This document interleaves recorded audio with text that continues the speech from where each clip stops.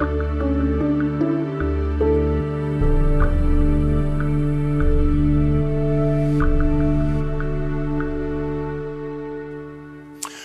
thank you for joining us today, and we hope that after watching this presentation you have a strong sense of how Shell is transforming. We continue to invest in energy security, and we continue to invest in the energy transition to provide the energy that the world needs today and into the future. And today, Sinead and I will be answering your questions. So please, could we just have one or two each so that everyone has the opportunity to ask questions? And with that, could we have the first one, please, Ellen? The first question comes from Ron Boso from Reuters. Please ask your question. Hi. First of all, why didn't you raise the dividend? Is it a reflection of a lack of confidence in the macro outlook or in Shell's ability to continue generating cash flows in this volatile environment? And second question is, how is Shell responding to the natural gas crunch in Europe in terms of both helping supply, but also cutting demand at its refineries in Germany, Netherlands, etc.? Many thanks. Yeah, thanks very much, Ron. Let me start with the second one. Sinead will talk to the financial framework and the dividend. Well, on the second one, so the energy and particularly the natural gas outlook in Europe, as I've said before, we have to be prudent when it comes to natural gas supplies and the continuity of them. And I'm pleased to see that indeed governments take this serious and there are measures in place to indeed prepare for what could be a very tough winter. I think we have a role to play as well. On the supply side, of course, we're doing everything that we can to bring on new supplies. And what you will have seen, Ron, in the message that was recorded, is we hope to start up the Pierce blowdown in autumn. So that will bring new gas to market. And of course, we will bring LNG supplies from around the world wherever we can. We've taken a lot of capacity in LNG terminals already in the past. We have access to 6 terminals in Spain, in the Netherlands, in the UK. We've taken capacity in a new terminal in Eemshaven, and hopefully also in Brunsbüttel there will be capacity coming on. So we can bring more supply, some of which indeed already before the winter. Now, as you say, also we have to work on demand. And already we have reduced the gas intake for our refinery in Rotterdam by about 40% and working to do even more. We've halved the gas consumption in our large chemicals complex in the Netherlands as well. And in Germany, we have reduced the natural gas intake in our energy and chemicals park by 70%. So we are doing our bit. We try to do more. And I think it is just prudent and sensible to take that line of action. Sinead, on the financial framework. Certainly. Thanks, Ron. I was expecting the question. What I would say is that, with the strong performance that we've seen so far, of course, and with Q2, with 12.4 billion of free cash flow, what we looked at, of course, is what to do with the excess cash. And as you know, we look at the different options that we've got available. So one is looking at the net debt. And as you saw, we paid down some 2 billion of the net debt, reducing it down. We also have the option, of course, to increase CapEx, but we're staying very disciplined within the CapEx range that we've already announced of 23 to 27 billion. And then it comes back to what else to do with the money. What we look at is distributing it according to value. And given where our share price is at the moment, that's a very clear decision. That was where we went with the 6 billion of share buybacks for this quarter coming up, so for Q3. And of course, what we're also saying is we have significant confidence in terms of where our performance is going. You've seen that. Ben's talked about that in terms of the continuing delivery of this company. And what we're effectively saying is that we expect to continue to be able to distribute in excess of 30% of CFFO, given the current energy outlook and particularly with board approval as well. Okay, thanks very much, Sinead. Thanks very much, Ron. And Alan, can I have the next question, please? The next question comes from Laura Hart of the Bloomberg. Please ask your question. So I have 2 questions. The first is on basically, do you think there could be a political reckoning coming because you've got such high profits while millions of people, especially here in the UK as well as elsewhere, are facing very, very difficult winter? Do you think basically there could be a big political reckoning as a result of this? My second question is, with regards to Prelude. You guys have had issues there with strikes, and main union there is saying that this cost you guys $1 billion. Is that right? When do you expect the conflict to be resolved, and any details around that? Thanks. Thanks very much, Laura. I will take both of them, but Sinead will probably come in with the financial implications of Prelude. Well, I think indeed it is a difficult period for a lot of people, particularly, of course, those in perhaps more weaker financial situation with the energy prices where they are, and of course. If you look into Europe with very high gas prices because of the supply curtailments that we are seeing and an uncertain outlook, it is doubly painful. But I'm also very mindful that in addition to having high oil prices, we're also seeing a very tight refining margin market. So therefore, also on the pump, we see unfortunately very significant wholesale prices. Now, these are global phenomena. There's not much we can do about it, other than being, of course, very good at our operations so that we relieve as much of the supply tightness that might be out there. And, of course, invest into energy security. And that is exactly what we are doing. But it will take some time to resolve. Now, in terms of the pain now, yes, I do think we have an obligation there as well. And we do. We have hardship funds in all countries where we retail energy to households to deal with people who have difficulties paying their bills, with payment holidays, with all sorts of other ways, rescheduling of payments, and other ways to make sure that we provide relief where it is needed most. But in the end, our role is to supply the energy that the world needs, and that is what we are doing, exactly that. On top of it, of course, we need to prepare for the energy system of the future. And so we are also significantly investing in the energy transition. And here in the UK, Laura, 75% of the $20 to $25 billion that we have earmarked for the UK will go into the energy transition and therefore will work towards long-term energy security as well. Now, on Prelude, it's a difficult situation, and we are working very hard with the unions to resolve this. But a little bit of context, maybe, Laura. So these are workers that make $200,000 to $30,000 a year. We have offered them a $30,000 increase in salary. That's before superannuation and before overtime, and that has been turned down. That's disappointing. We are continuing to talk to them to resolve this. We think this needs to be resolved through negotiations. But in the meantime, indeed, we have to discontinue operations because the union strikes. And there is no way we can, of course, continue also from a safety and security perspective. The implications of that are a bit unknown, of course, depends how long it will take. But Sinead, the implications at the moment? No, I think it's well said, Ben. It will depend on the period, and we're working as quickly as we can. And that's all factored into our view and expectations in terms of Q3 already. Yeah. Thank you very much. Thanks very much, Laura. And Alan, can I have the next question, please? The next question comes from Tom Wilson of the Financial Times. Please ask your question. Good morning, everybody. I just want to stick on the dividend again. Sinead, obviously, I heard your response, but I just wonder whether you think shareholders will ultimately accept that rationale, given that at 25 cents a share, it's still way below the 47 cents a share it was in the final quarter of 2019. Just going to wonder how you communicate that to shareholders, and ultimately, do you think shareholders expect you to get back to those pre-COVID levels?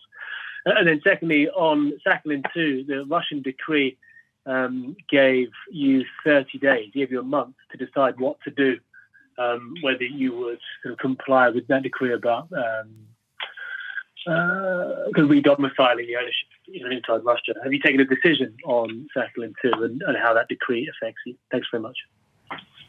Yeah, thanks very much, Tom. Let me take the second question, and Sinead, maybe you will come back on the first one. Well, first of all, Tom, good to talk to you again. We have, of course, taken note of the presidential decree, but the details of that are still not entirely clear. Let me say one thing, though. While we are, of course, waiting for the details to come out, it's highly unlikely that we will buy into a Russian entity if the interests that we have in Sakhalin Energy are being transitioned to that. That's not in line with our intentions to leave our asset position in Russia. It of course, throws a little bit more uncertainty on how exactly we will exit, but we are pretty clear on our intent. And to buy into a Russian entity would be incompatible with that. Sinead? Yep, thank you, Ben. And thanks, Tom. Indeed, the conversation and thought process on the dividend is one, of course, we take very firmly. And what we do is we spend a lot of time talking to our shareholders, making sure we understand their perspective, but also explaining to them where we sit. And what it comes down to and what we feel comfortable that the shareholders understand is this is about value. This is about making sure we distribute in the way that adds the most value. And as I said, given where we are with respect to share price, we're very comfortable that buybacks at the moment are the right way to go. Hence the $6 billion of share buybacks that we're announcing. And when you think about it, that $6 billion plus our dividend, which is some 1.9 billion in Q3, together $7.9 billion of distributions is significant back to shareholders. Thanks, Sinead. Thanks very much, Tom. And can I have the next question, please, Ellen? The next question comes from Emily Gosden of The Times. Please ask your question. Morning. Thank you very much. There's a lot of anger out there at this kind of profits. People see these as windfall profits and arguably as war profits. Now, I know you've talked about improving your operational performance, but clearly you are benefiting from the high prices that are resulting from Russia's invasion of Ukraine. How do you respond to that criticism? And people are incredibly worried about the cost of living, fuel bills forecast to hit almost £4,000 by January in Britain. You know, you came out criticising the windfall tax as sort of not a good move. What would you suggest the government does to raise the billions of pounds it's going to need to find to help households get through this winter? Thank you. Thank you, Emily. I think I'll take your questions myself. Well, let me repeat again what we said in the opening message in terms of our profits. Indeed, our profits are very significant. I realize that. And the cash flows are even more significant.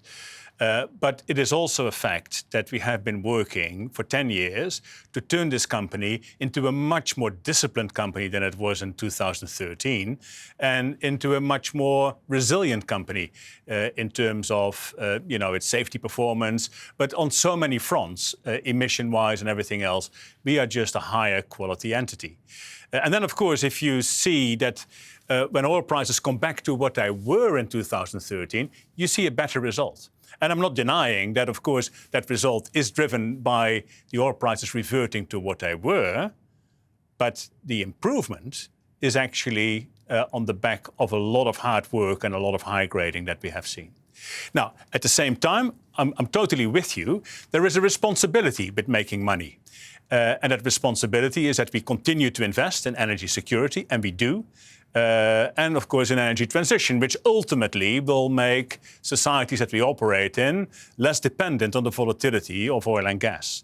Now, we are investing, and some will agree that that is maybe not enough or too high or whatever, but up to $27 billion, a significant part of which, of course, is investing in the energy system of today and the energy system of the future. That is our mission. That is what we do for a living, in addition to, of course, providing relief to those who need it most. Now, indeed, I have been on the record to say, well, if a windfall tax would have to be implemented as has been implemented here in the UK, there are perhaps other ways of doing it, which is to make sure that companies like us are incentivized to invest even more in the energy transition, for instance, by investment allowances for energy transition investments. The government decided not to do that. Okay, that's their prerogative.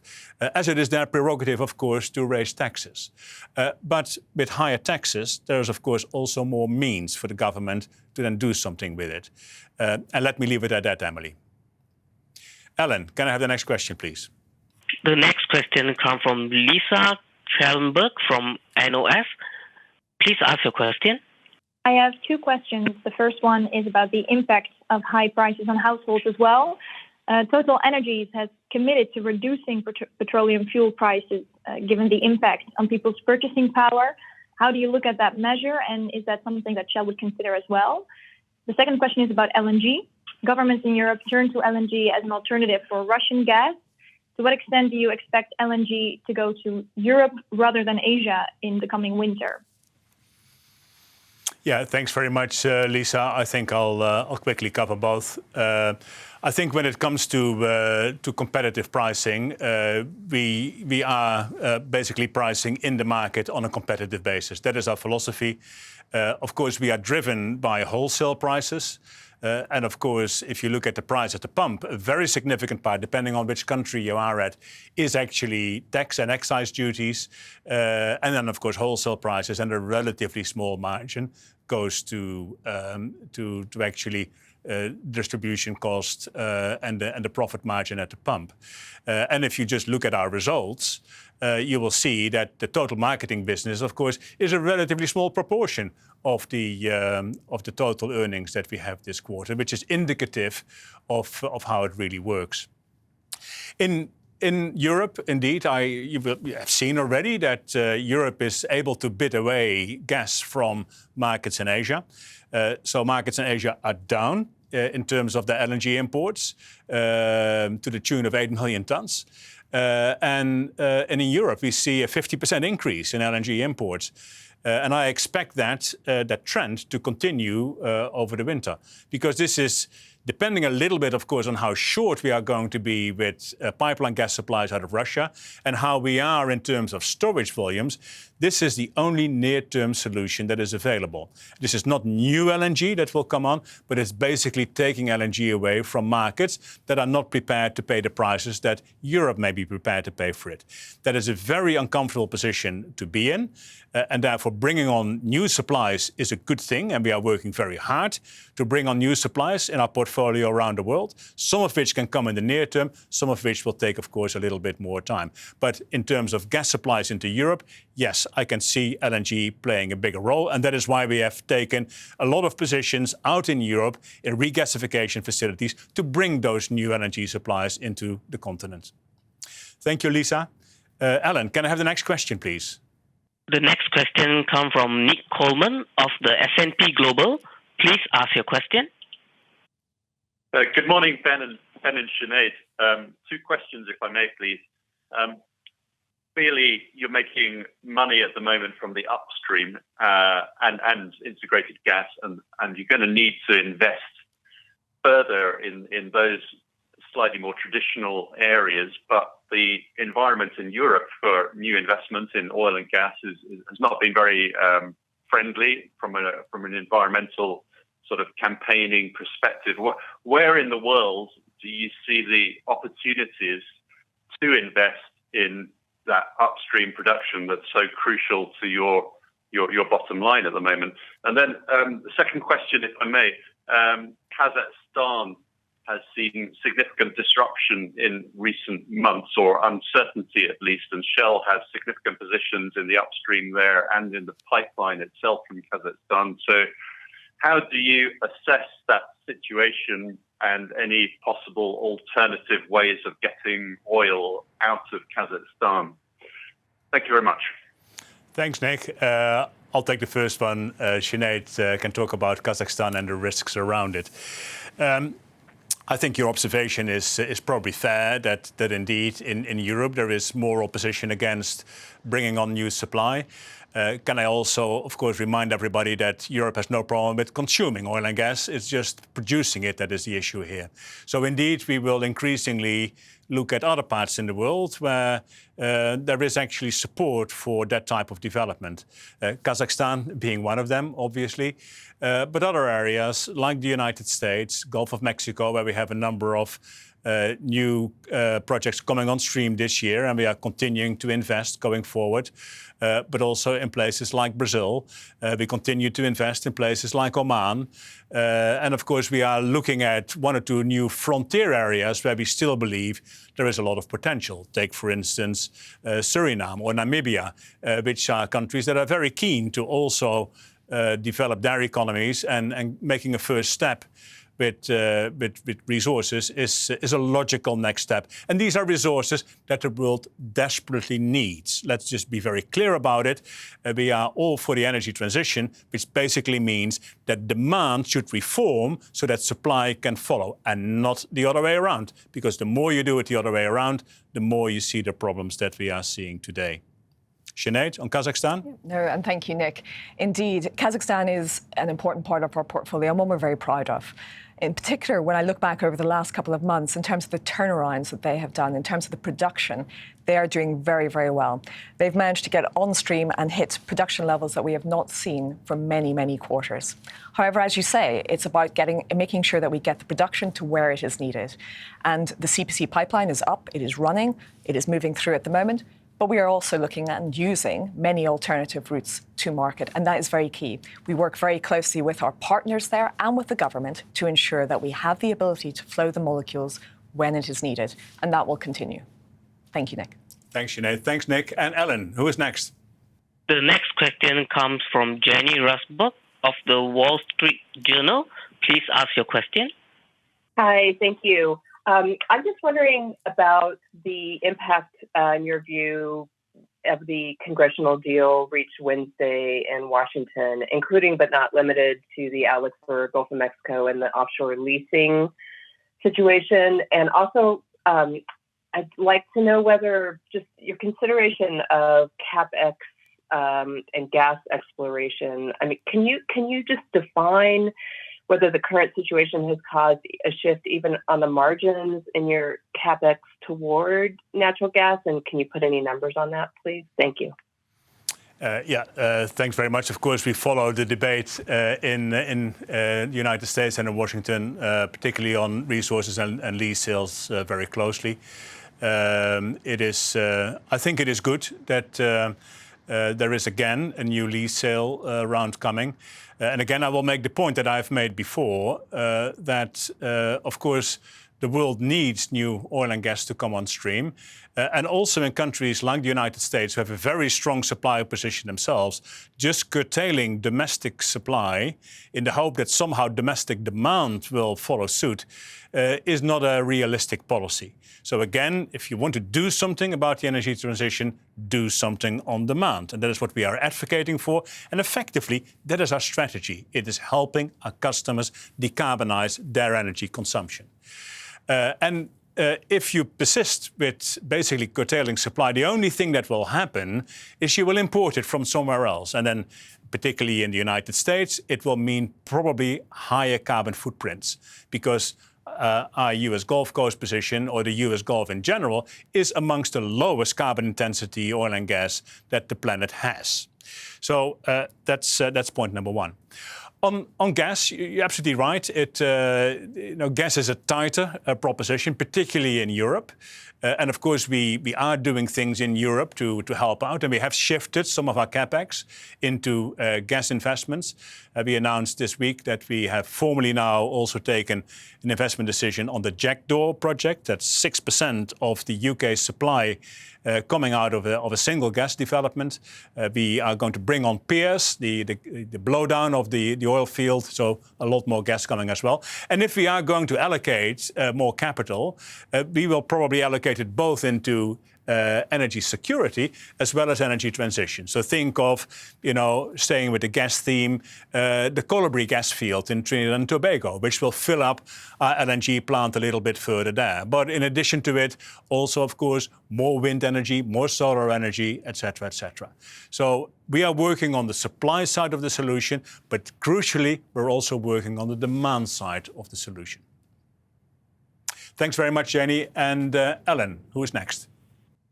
The next question comes from Douglas Fraser of the BBC Scotland. Please ask your question. Thank you, yes, and good morning. I'm just looking at Europe and the UK in particular. I'm wondering the extent to which you're looking elsewhere outside Europe as an unwelcoming environment. How much is that because of the windfall tax imposed by the UK government? Secondly, specifically on the Cambo field west of Shetland, in different circumstances at the end of last year, you pulled out of your part in that, so it's not going ahead. Are you rethinking that at all? Let me take Cambo. Sinead can talk about the windfall tax. And let me be very clear and short about it, Douglas. No, our position on Cambo hasn't changed. We can't see that being developed with us in there. the economics are simply not supportive enough. Of course, we are looking at a slightly better environment at the moment. It is a long-term project. The scope for delays and everything else will remain. We have better things to do with our money, to be perfectly honest. But on the windfall taxes in general? Yeah, indeed. I think the way you framed it, Douglas, was that are we looking outside of the UK given the windfall tax? I think we've been very clear, it is government prerogative to put in place taxes. And of course, you've heard Ben talk about our view on the tax. We remain very committed to the UK. Let's be very clear about that. We've announced, of course, 20 to 25 billion effectively pounds worth of investment over the next decade, and that will continue. And those are the examples you're seeing. You're seeing Pierce, you're seeing Jackdaw, you're seeing many other examples coming through of our commitment to the UK. But you are right, we continue to look at opportunities where there is value, and that will continue. And part of that is whether or not there are taxes and how that plays out. Exactly right. Ellen, can I have the next question? The next question comes from Ashley Armstrong of The Sun. Please ask your question. Hi, thanks. Morning. I understand your point about justifying the bump of profits because you want Shell to be a stronger business to be able to invest in green energy and renewables. I do understand that, but that is a long-term thing, and many customers globally, but particularly in the UK, are going to be faced with a terrible winter because of their soaring energy bills, which you are profiting from. Is there anything that you can say to these people? Because I'm already hearing from readers that they just don't understand your justification. Yeah, thanks, Ashley. Of course, I'm not only very aware of the difficulties and the hardship that may well come. I'm also very much aware of the difficulty to explain how this is actually a global problem and also a problem that has come about by policy decisions that have been taken. So it's fair to say that the industry has significantly underinvested collectively, whether this is international publicly listed oil companies or national oil companies.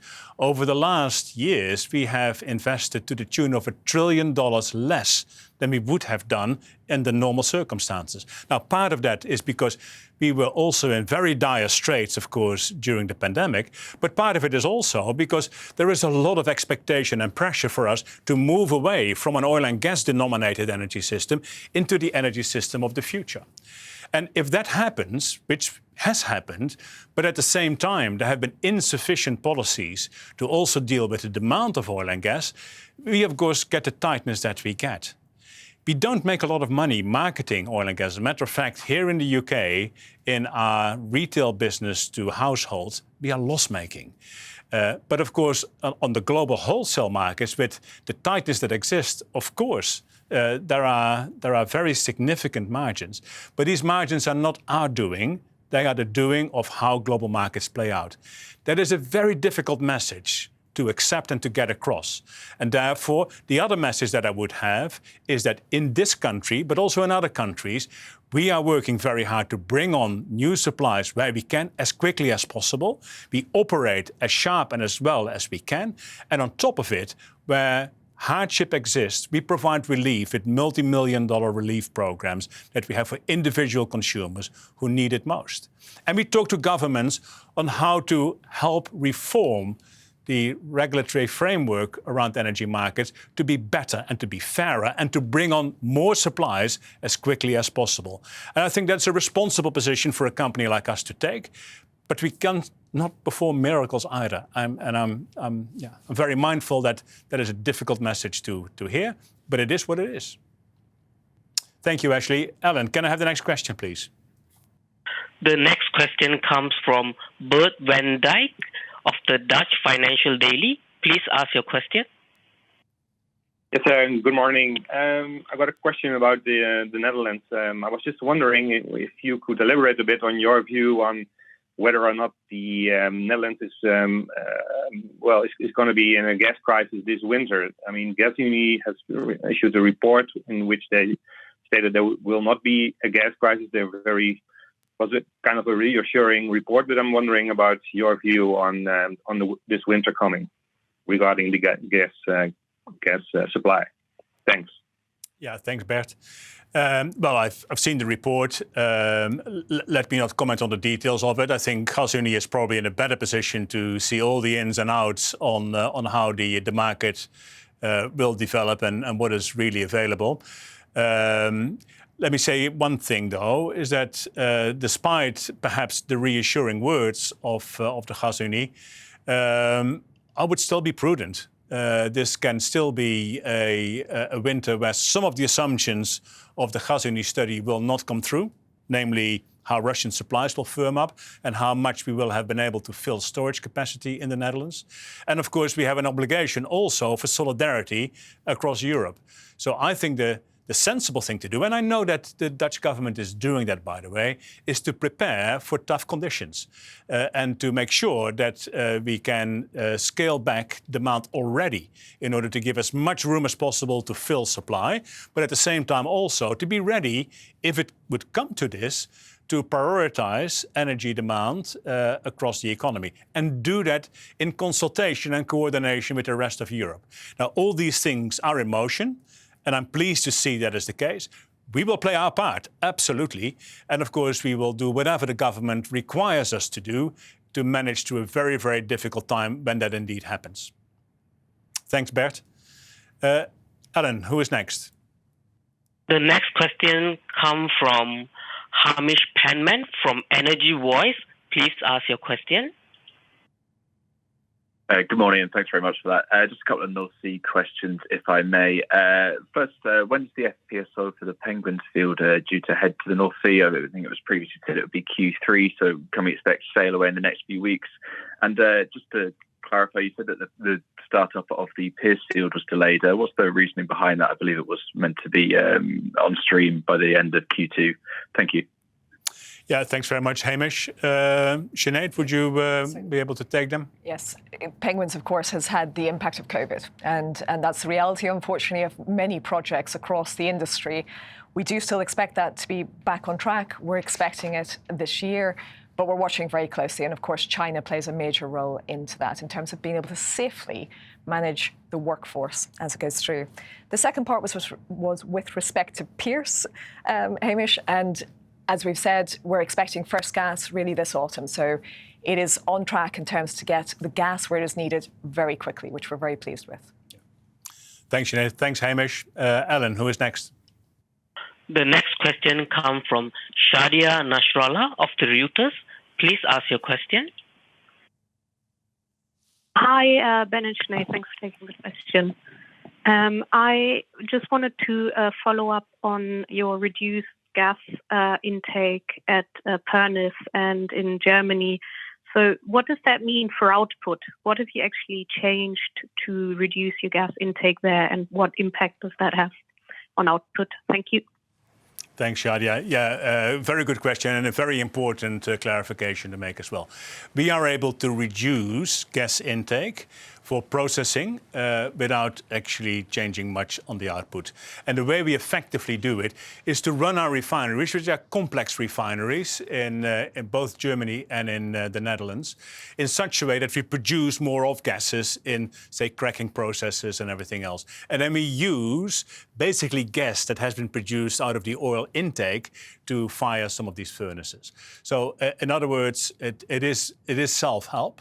But it doesn't impact the output. And the same is actually true for our cracker in Moerdijk.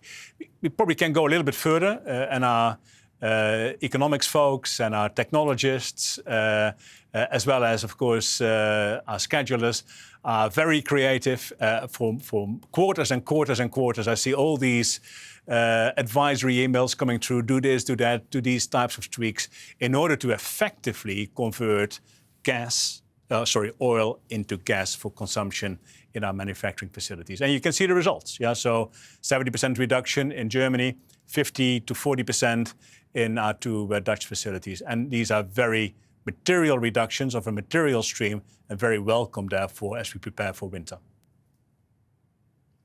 Thanks, Shadia. Alan, who is next?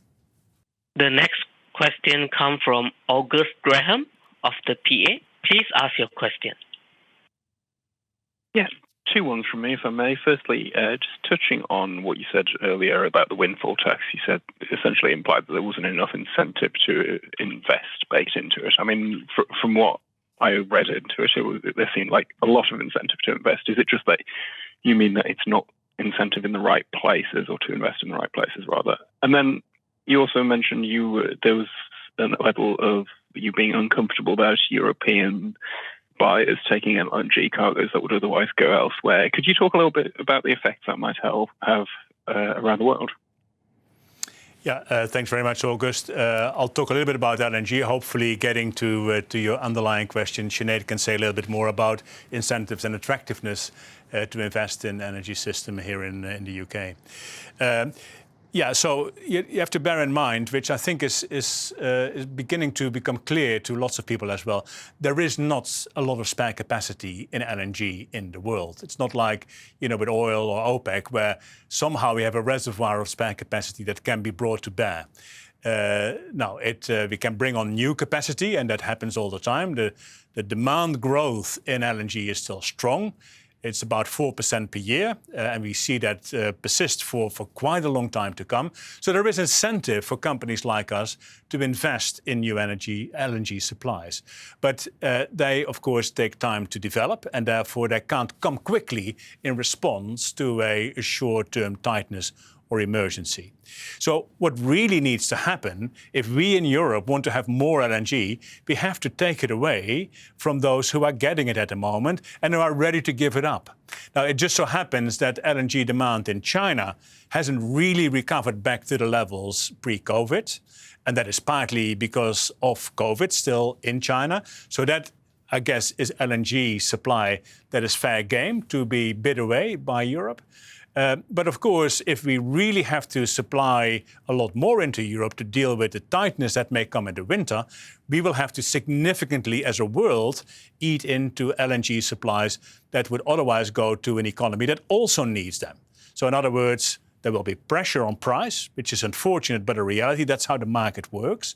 And I think, which is equally unfortunate, if not more unfortunate, the alternatives then for countries like China and others that will not have these supplies anymore is to revert to coal firing, much, by the way, as also Europe is doing at this point in time. So it's a step back for the climate, which is very unfortunate. But in the long run, I'm convinced that we will actually accelerate on the back of this experience with the energy transition, which is also an energy security transition. Sinead? And indeed, August, linking to what Ben just said, is actually an important clarification with respect to the windfall tax. So this current windfall tax, or energy profit levy in the UK, what it does is, as you say, it allows some deductions in the near term. But with respect to those deductions, those are related to, in effect, the oil and gas industry as it stands today. So you have to have the projects ready to go to get those deductions in the next couple of years. So that works for some, but it's not going to get a lot of new projects in because people won't have the contracts in place ready to go. What we're talking about, what Ben was linking back to there, was the idea of being able to get new investment in, particularly on the energy transition. And what we're very hopeful for is that governments will continue to incentivize that transition. And that is really what we're pushing for. And that was the comment with respect to the windfall tax and with respect to getting incentives into the transition. Thank you. Thanks very much, Sinead, and thanks very much, August. I think, Alan, we are on our last question. So who is it going to be? The last question is from Thomas Daly of the Energy Intelligence. Please ask your question. Hi, good morning, Ben, Sinead. Yes, just another upstream question from me then. So the oilfield services firms struck quite a bullish tone on their earnings calls last week. They're generally expecting a multi-year upcycle in the upstream business due to high prices and the renewed focus on energy security, which of course means higher services rates. Now it's possible this won't be led like the majors, by the majors like Shell, of course, but I was wondering if you concurred with the view of this prolonged upcycle. Thank you.